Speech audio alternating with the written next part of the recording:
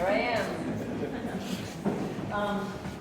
So when I got the sketchbook, I had this idea that I was going to do one painting to start a long, it was going to take years, that I was going to do a long series of paintings about a particular time in my life, which was when I found myself in Buenos Aires at the time of the military coup.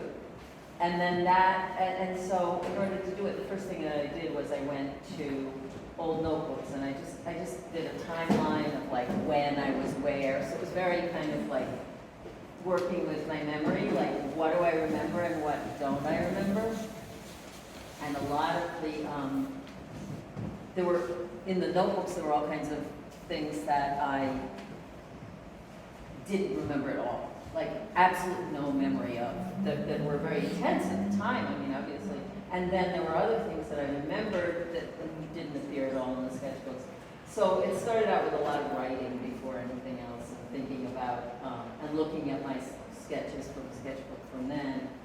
And then I realized it's a lot of different stories. It's not one story. It's not one picture. It's storytelling. It's almost like it should be an artist book, or it should be a video story. So, and then the nice little size of the sketchbook, which I was surprised when it was little, and then I really, really loved using it and carrying it around with me and using it in weird times of day, as well as in my studio. I just like started developing, oh, this might be one that would be included in this series. And there are a lot of them that are developed, like these ones end up in the paintings. But as I worked, I realized I could make the paintings as small as the pages of the sketchbook. And last winter I had been working with postcards in a different way, a totally different way, with my father's old collection of postcards. So I was kind of attuned to that size, so I just decided, oh, I'll just make them the size of that same size, the 4x6 size. And then I realized I want words with them. So it was like this long process.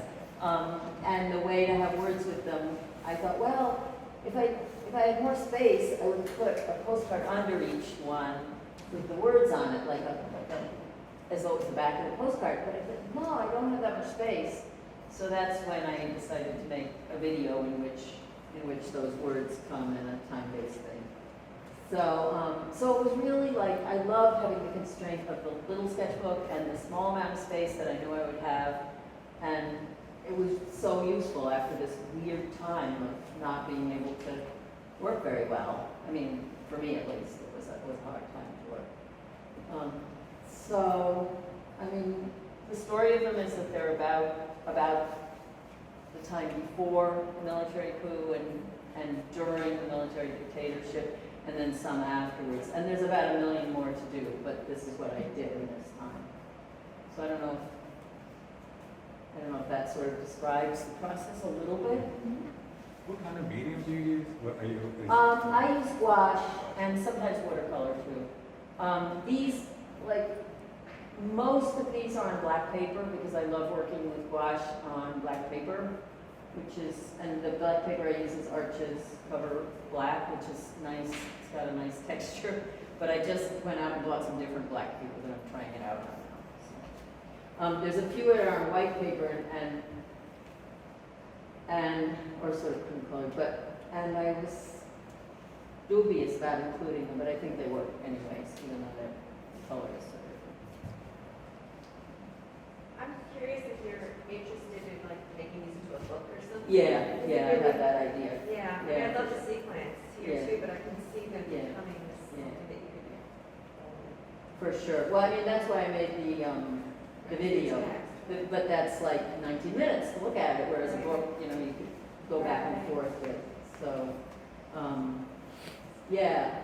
well, I think what's happening next is making more of them, and eventually having a book. And of course, once you start thinking about a book, you think about book structures and like, do you want pockets and the postcards to come out? Do you want them? Anyway, it's fun to think about that as well. And Tona, before this, you were working more on electronic arts, correct? Yes, there was oh boy. Yeah, before this I was working more with video and like stop motion animation. I mean, in past years I worked a lot in the gouache on black paper, but I had totally abandoned it for quite a few years. And, but I missed it. I missed the tactileness of it.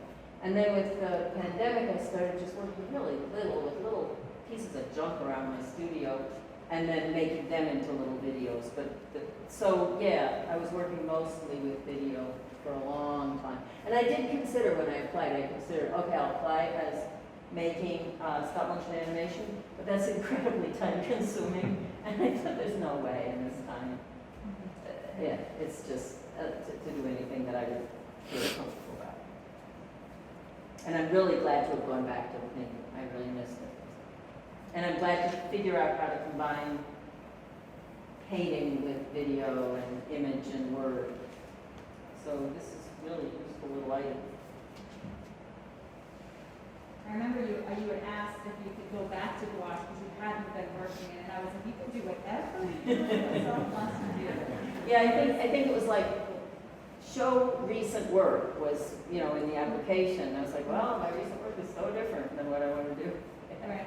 But you created recent work for me, so that was great. Pardon? You created recent work for the Mhm. project. So Oh, totally, yeah.